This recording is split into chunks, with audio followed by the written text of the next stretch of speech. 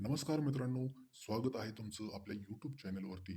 आज आपण पाहणार आहोत हिरड्यामधून रक्त येणं, सूज येणं, दात सैल होणं, तोंडाची दुर्गंधी या सगळ्या त्रासावरती एक अत्यंत सोपा, घरगुती आणि प्रभावी उपाय. तो उपाय म्हणजे सैंधव मीठ आणि मोहरीचं तेल यांचा आहे. मित्रांनो, आजकाल अनेक लोकांना वेगवेगळ्या समस्या भेडसावतात. दात घासताना हिरड्यातून रक्त येणं, हिरड्यांना सूज येणं, जखमा होणं, तोंडातून सतत वास येणं, दात सैल होणं, पायरिया यासारख्या वेगवेगळ्या समस्या लोकांना भेडसावतात. आणि या सगळ्या समस्याकडे जर दुर्लक्ष केलं, तर पुढे जाऊन दात गळण्याची देखील वेळ येऊ शकते. परंतु काळजी करू नका, आजचा जो उपाय आहे, हा खूपच उपयोगी उपाय आहे. सैंधव मीठ हे एक नैसर्गिक जंतुनाशक आहे. आपल्या तोंडातील जे हानिकारक बॅक्टेरिया असतात, ही बॅक्टेरिया नष्ट करण्याचं काम हे सैंधव मीठ करत असतं. हिरड्यामधील संसर्ग कमी करण्याचं काम मोहरीचं तेल करतं. यासोबतच मोहरीच्या तेलामुळे आपल्या हिरड्यामधील रक्तप्रवाह सुधारतो, हिरड्या मजबूत देखील बनतात.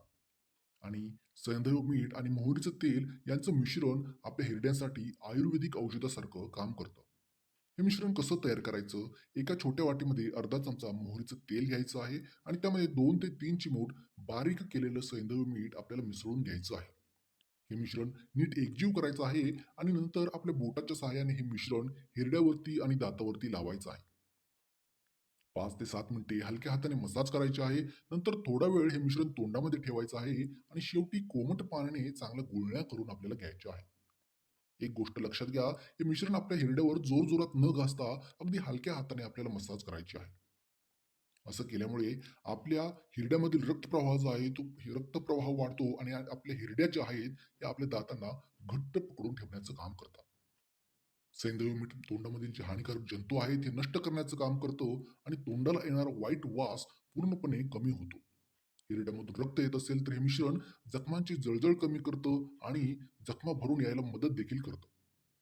सैंधव मिठाच्या नैसर्गिक घासण्यामुळे दातावर साचलेला जो पिवळा थर आहे, हा हळूहळू निघून जातो आणि दात स्वच्छ आणि चमकदार होतात. हा उपाय सकाळी दात घासल्यानंतर किंवा रात्री झोपण्यापूर्वी केला तरीही 7 ते 10 दिवसामध्ये आपल्याला फरक जाणवायला सुरू होतो. दररोज हा उपाय न करता अगदी आठवड्यातून 3 ते 4 वेळा हा उपाय जर आपण केला, तरीही तो आपल्याला फायदेशीर ठरतो. लक्षात घ्या, खूप जास्त जखम किंवा खूप जास्त वेदना आणि सूज असेल, तर डॉक्टरांचा सल्ला घेणं हे फार महत्त्वाचं आहे.